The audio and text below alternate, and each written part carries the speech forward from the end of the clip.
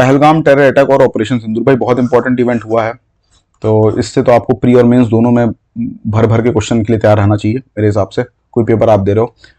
देखो कब हुआ ये अटैक, पहलगाम टेरर अटैक का वो डेट इंपॉर्टेंट है, 22 अप्रैल 2025 में। पहलगाम की लोकेशन देखो, पहलगाम ये है, जम्मू कश्मीर ये है, लद्दाख की यहाँ पर पड़ता है पहलगाम। पहलगाम जो आपका ये लोकेशन ऑफ वेरी कहती है, ये बैसरान वैली, ठीक है, बैसरान वैली यहीं पे पड़ता है, उसी में पहलगाम पड़ेगा आपका। ये कहाँ पड़ता है ओवरऑल, कहाँ पड़ेगा, कश्मीर वैली, अगर आप वो ओवरऑल देखोगे तो कश्मीर वैली में पड़ रहा है ये। पीर पंजाल इसके यहाँ पे है, पीर पंजाल पहलगाम की इस साइड पड़ता है, और ऊपर की तरफ क्या पड़ रहा है, ग्रेट हिमालयास पड़ रहा है, ठीक है। इतनी बातें आपको इसकी लोकेशन पता होनी चाहिए। नेक्स्ट चीज देखो, इंडिया का 5 पॉइंट एक्शन प्लान क्या था, इंडस वाटर ट्रीटी इंडिया ने सस्पेंड कर दिया 1960, इसको भी डिटेल में देखते हैं। Attari Wagah border check post जो था वो बंद कर दिया, ठीक है, यहाँ पे जो वो परेड होती थी उसको बंद किया, ठीक है, क्लोजिंग सेरेमनी ओपनिंग सेरेमनी जो होती थी उसको बंद किया इन्होंने अटारी वाघा बॉर्डर पे, ठीक। अगला देखो, SAARC visa exemption scheme for Pakistani nationals, इसको रिवोक किया इंडिया ने, ठीक है। अब उनको ऐसा नहीं था कि पहले वीजा फ्री एक्सेस था इंडिया में, अब ऐसा नहीं पॉसिबल है। तो इतनी बातें, बाकी ये सब चीज़ तो नॉर्मल है, इतना कुछ वो नहीं, मेन यही है, मेन इस पर देखना पड़ेगा हमको, अभी आगे देखेंगे। अब देखो जब ये अटैक हुआ है तो हमको ये भी पता होना चाहिए, प्रीवियसली भी कई सारे इंडिया पे अटैक हुए हैं पाकिस्तान से जो एमिनेट हुए, उनके बारे में एक क्रोनोलॉजी देख लेते हैं। पठानकोट अटैक कब हुआ था, 2016 में हुआ था। पठानकोट एयरफोर्स स्टेशन जो पंजाब में है उसको अटैक किया था जैश ए मोहम्मद ने। सॉरी सॉरी सॉरी, थोड़ा मेरा गला खराब है इसलिए दिक्कत हो रही है। पठानकोट अटैक 2016 में हुआ था, ओके। फिर उरी अटैक कब हुआ था, 2016 में। देखो ये जैन में ही हो गया था और ये बाद में हुआ था, इसलिए ये ऑर्डर में ही लिखे हुए हैं। उरी अटैक 2016 में हुआ था लेकिन बाद में हुआ था। यहाँ पे क्या हुआ था, जो आर्मी ब्रिगेड हेडक्वार्टर था उरी में, उसको टारगेट किया था जैश ए मोहम्मद ने।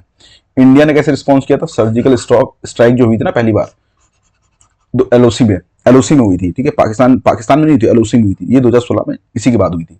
फिर देखो पुलवामा अटैक हुआ था 2019 में, सुसाइड बॉम्बर जो था उसने टारगेट किया था सीआरपीएफ कॉन्वॉय और काफी जवान मर गए थे उसमें, ये भी जैश ए मोहम्मद, तीनों जैश ए मोहम्मद ही रिस्पॉन्सिबिलिटी ले रहा है इसमें, ठीक है। इसके बाद इंडिया का रिस्पॉन्स क्या था, ऑपरेशन बंदर और Balakot air strike, Balakot air strike हुई थी इसके बाद। अब नेक्स्ट देखते हैं ऑपरेशन सिंदूर, जो इंडिया ने रिटेलिएशन, जब जो पहलगाम अटैक हुआ था उसके अगेंस्ट जो टेररिस्ट थे उन पे रिटेलिएट करने के लिए इंडिया ने ऑपरेशन सिंदूर लॉन्च किया था 7 मई 2025 को, ठीक है। और हमारा बस एम था टेररिस्ट कैंप को, जो इसमें इन्वॉल्व थे टेररिस्ट कैंप, उनको टारगेट करना था, ठीक है। अब देखो जब ये बात है तो थोड़ा सा एक पाकिस्तान का मैप का भी आपको आइडिया होना चाहिए, क्योंकि क्वेश्चन आ सकते हैं इससे भी। गिलगित बल्तिस्तान ये है आपका, ये है गिलगित, ये जो इस वाले कलर में है ना, ये गिलगित बल्तिस्तान बोलते हैं इसको। ये वाला जो ऑरेंज कलर में है इसको आज़ाद कश्मीर बोलते हैं पाकिस्तानी, ठीक, आज़ाद कश्मीर बोलते हैं इसको। ये गिलगित बल्तिस्तान हो गया, ये खैबर पख्तूनख्वा बोलते हैं येलो वाला, ठीक है। और ये वाला इनका पंजाब है, ये वाला इनका बलूचिस्तान है, और ये इनका सिंध है, ठीक। इतनी बात आपको पता होनी चाहिए। इंडिया ने एक्चुअली जब अभी अटैक किया था टेरर अटैक, तो पहली बार ऐसा हुआ, तो नॉर्मली इंडिया हमेशा एलओसी क्रॉस करके, ये वाले भाग है ना जिसको इंडिया भी क्लेम करती है और ये भी क्लेम करते हैं, एलओसी भी इसके अराउंड रन कर रही होती है, तो इंडिया नॉर्मली इसको क्रॉस करके यहाँ अटैक करती थी, बस इन्हीं पे करती। लेकिन पहली बार ऐसा हुआ कि इंडिया ने ऐसा नहीं, यहाँ पे भी अटैक किया, यहाँ पे भी अटैक किया, यहाँ पे भी अटैक किया, ये पहली बार ऐसा हो रहा है, ठीक। 9 टेरर सॉरी, अब देखो 9 terror sites targeted, 9 terror site India ने क्लेम किया, हमने टारगेट किया। ये मैप में एक बार देख लेना और इनका नाम भी देखना, एक बार बस देख लेना, मुझे नहीं लगता वो आपसे नाम पूछेंगे, लेकिन बस एक बार थोड़ा इनके नाम देख लेना, ठीक। पाकिस्तान ने रिटेलिएट जब किया, कब किया है पाकिस्तान ने, 10 मई 2025 को, और उनके ऑपरेशन का नाम क्या था, ऑपरेशन बनियान अल मरसूस, ठीक। 10 मई को उन्होंने इस पर वो किया था। तो आपको ये सारे डेट्स याद होंगी। सीज फायर कब हुई, उसी दिन 10 मई को ही 2025 को सीज फायर हुई है। तो ये था ओवरऑल क्रोनोलॉजी। अब ये देखो ये वाली चीजें हैं जो एयर बेसेस जो है जहां पे इंडिया ने अटैक किया था, इसको भी एक बार आप देख लेना, बस नाम एक एक बार देख लेना सबके।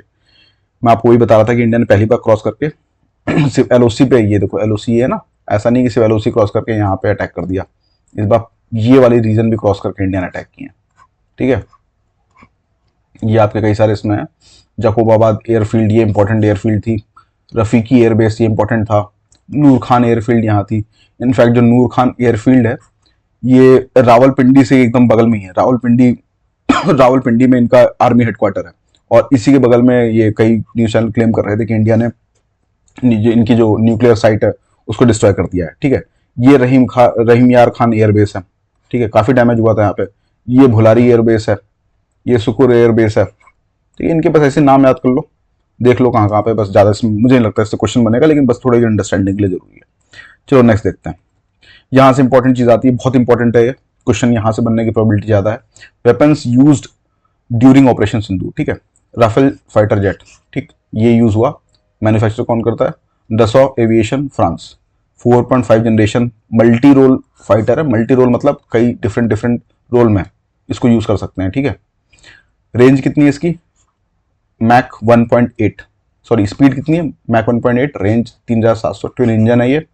आर्मामेंट इसमें क्या क्या यूज हुए थे यही सब देखो, जो नीचे भी यूज है ना, स्कैल भी इसी के थ्रू यूज हुआ था, हैमर भी, मिटियोर भी। ठीक है, मल्टी रोल मतलब ये रिकॉनेसेंस में भी यूज हो सकते हैं। ठीक है, फाइटिंग डॉग फाइट में भी यूज हो सकते हैं। ठीक है, ऐसे बहुत सारे रोल होते हैं, उनमें अलग अलग रोल में यूज किया जा सकता है। स्कैल्प मिसाइल देखो, स्कैल्प मिसाइल, स्टॉर्म शैडो भी जिसको बोलते हैं, ये लॉन्ग रेंज है। ठीक है, एयर टू सरफेस है। एयर टू सरफेस का मतलब ये होता है नॉर्मली अटैक करने के लिए ना एयर टू सरफेस यूज होते हैं। मतलब जब अगर कोई एयरप्लेन से अटैक कर रहा हो ना जमीन पे, तो एयर टू सरफेस यूज होता है। तो ये लॉन्ग रेंज स्कैल्प मिसाइल है, डीप स्ट्राइक के लिए यूज हुआ था। हैमर मिसाइल क्या थी? मीडियम रेंज थी। मिटियोर कौन सी थी? BVRM थी। ठीक है, ये स्कैल्प लॉन्ग रेंज थी, surface to air, sorry air to surface. Hammer missile कौन सी थी? मीडियम रेंज थी। ठीक है, और मिटियोर मिसाइल जो थी ये BVRM है, एयर टू एयर मिसाइल। मतलब ये जब दो एयरक्राफ्ट आपस में लड़ रहे होंगे तब ये यूज होती है। एयर टू एयर का मतलब यही है। ठीक है, नेक्स्ट देखते हैं ब्रह्मोस मिसाइल। ब्रह्मोस जो है आपकी, वो प्रेसिडेंट स्ट्राइक के लिए इंडिया ने यूज किया था बाद में। इनफैक्ट यही जब इंडिया ने यूज किया है तो पाकिस्तान सीज फायर के लिए आया है। सुपरसोनिक क्रूज मिसाइल है ये इंपॉर्टेंट, सुपरसोनिक क्रूज मिसाइल। इसकी स्पीड कितनी? 2.8 से 3 मैक के बीच में है। रेंज 290 है, जिसको कि अपग्रेड कर रही है इंडिया और ज्यादा उसमें, लेकिन नॉर्मली रेंज 290 है। और इसको कहीं से भी लॉन्च किया जा सकता है, लैंड, एयर, सी, सबमरीन, कहीं से भी लॉन्च करो। ये इसके बारे में इंपॉर्टेंट एस्पेक्ट है। देखो सुपरसोनिक वर्ड जो यूज हुआ ना यहाँ पे, सुपरसोनिक, देखो इस पे क्वेश्चन आ सकता है, इसलिए इसको थोड़ा देख लेते हैं। सबसोनिक क्या होता है? अगर मैक मैक नंबर 1 से कम है ना तो सबसोनिक होता है। इसका मतलब ये है कि जो भी एयरक्राफ्ट है उसकी जो स्पीड है वो स्पीड ऑफ साउंड से कम है।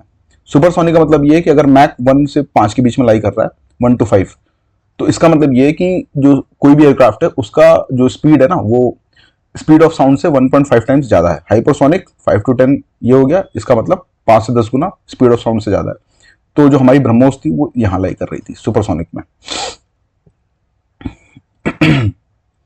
नेक्स्ट देखते हैं, सुपरसोनिक हमने देखा। अच्छा, इसमें एक दूसरा वर्ड भी यूज है, क्रूज मिसाइल। क्रूज मिसाइल देखो ये होता है, ये आपका बैलिस्टिक मिसाइल है कि एक बार उसको छोड़ा, वो ऊपर गया, अब अपने आप थोड़ा इनिशियली उसको एक थोड़ा सा वो थ्रस्ट देना पड़ा, लेकिन जब वो ऊपर पहुंचा उसके बाद वो अपने आप गिरेगा। तो उसका पाथ भी ऑलमोस्ट फिक्स रहता है, आपको इसमें चेंज नहीं कर सकते हो।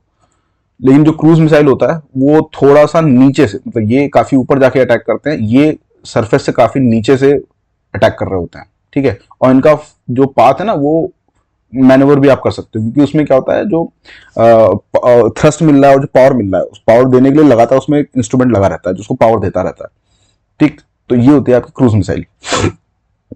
ब्रह्मोस क्रूज मिसाइल है। नेक्स्ट देखते हैं S-400 सुदर्शन चक्र। इसका S-400 जो रशिया से हमने लिया था उसका नाम सुदर्शन चक्र भी रखा है इंडिया में। ये रशिया से प्रोक्योर किया। ये सैम है, SAM मतलब surface to air missile. SAM का मतलब होता है सरफेस टू एयर मिसाइल। देखो जो सरफेस टू एयर होती है ना, मतलब सरफेस से मिसाइल दागी ऊपर की तरफ, नॉर्मली एयर डिफेंस में काम आती है। कि भाई ऑब्वियस बात है, सामने से कोई अटैक कर रहा होगा, कोई मिसाइल आ रही होगी या ड्रोन आ रहा होगा, तो उनसे प्रोटेक्ट करने के लिए surface to air missile normally use होती है। तो ये सैम आता है, ये एयर डिफेंस सिस्टम है, इंडिया ने लिया था। अब इसमें क्या है कि ऐसा नहीं है कि बस एक ही टाइप की मिसाइल यूज हो रही है, इसमें 4 टाइप की मिसाइल यूज हो रही है। कुछ शॉर्ट रेंज के लिए, कुछ मीडियम रेंज के लिए, कुछ लॉन्ग रेंज टारगेट, कुछ वेरी लॉन्ग रेंज टारगेट के लिए। ठीक है, इन सब पे डिफेंस प्रोवाइड करने के लिए सामने से कोई मिसाइल आ रही है जो शॉर्ट रेंज वाली है या मीडियम रेंज वाली है या लॉन्ग रेंज वाली, काफी दूर से आ रही है, तो उन सबसे बचने के लिए ये यूज होती है। S-400 यूज होता है। मैक्सिमम 400 किलोमीटर तक ये ट्रैक कर सकती है। ठीक है, 400 किलोमीटर इसकी मैक्सिमम वो है, कैपेबिलिटी है।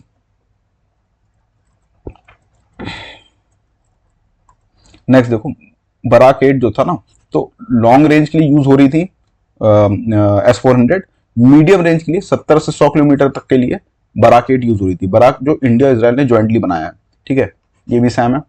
आकाश जो थी ये कंप्लीटली इंडिजिनस है, ठीक है। S-400 बाहर से बराक को प्रोडक्शन है इंडिया इजराइल की, और आकाश कंप्लीटली इंडिजिनस है। ये शॉर्ट रेंज है, 25 से 40 किलोमीटर तक की इसकी वो है, डिफेंड करने की क्षमता है, ठीक। इग्लास ये क्या है, रशिया से लिया है हमने इग्लास, ये भी सेम है। ये man portable air defence system है, वेरी शॉर्ट रेंज, मतलब आदमी अपने कंधे पर रख के इग्लास चलाता है, फिर सामने से अगर कोई टारगेट आ रहा है तो उसको ये ध्वस्त कर देगा। एक और चीज आपने देखी, लॉइटरिंग मुनिशंस, नागास्त्र भी बोलते हैं इनको, कामाकाजी ड्रोन भी बोलते हैं, ये सब तीनों चीज एक ही हैं। ये क्या होता है ये किसी भी एरिया पे जाके ऐसे ऐसे घूमते रहेंगे, खूब सारे ड्रोन छोड़ दिए जाएंगे और किसी भी एरिया के आसपास ये चक्कर लगाते रहेंगे, ठीक है। चक्कर लगाते लगाते वो एक्चुअली एक तरीके से चक्कर लगा के उस एरिया के आसपास का एक सर्वेलेंस कर रहे हैं कि एग्जैक्टली कहाँ पे हिट करना है। एक बार इन्होंने टारगेट को स्पेसिफाई कर लिया, फिर वो उसी के ऊपर जाके सीधे गिरेंगे और ध्वस्त हो जाएंगे, ठीक है। ये खुद भी ध्वस्त हो जाएंगे वहां जाके, तो इसीलिए इनको कामाकाजी ड्रोन भी बोलते हैं। कामाकाजी एक्चुअली एयरक्राफ्ट यूज हुआ था वर्ल्ड वॉर में जापान द्वारा, ठीक है। और वो ऐसे ही ऑपरेट करते थे, वो खुद जाके अपने आप को ध्वस्त कर लेते थे नीचे, अपने साथ साथ उस एरिया को भी खत्म करते थे। तो यही होते हैं। इनको इंडिया में नाम क्या दिया गया, नागास्त्र 1, ठीक। चलो नेक्स्ट देखते हैं। अच्छा, एक वर्ड बार बार न्यूज में चल रहा था, kinetic versus non kinetic response, ठीक है। इस टाइप की चीजें पूछ सकते हैं आपसे, क्या होता है काइनेटिक रिस्पॉन्स जो होता है, वो फिजिकल फोर्स उसमें इन्वॉल्व होती है। जैसे आप किसी टारगेट को हिट करने के लिए मिसाइल छोड़ो, या बॉम्ब से उड़ा दो उसको, या ड्रोन से स्ट्राइक कर दो उस टारगेट को खत्म करने के लिए, तो फिजिकल फोर्स का आपने यूज किया, तो वो है काइनेटिक रिस्पॉन्स।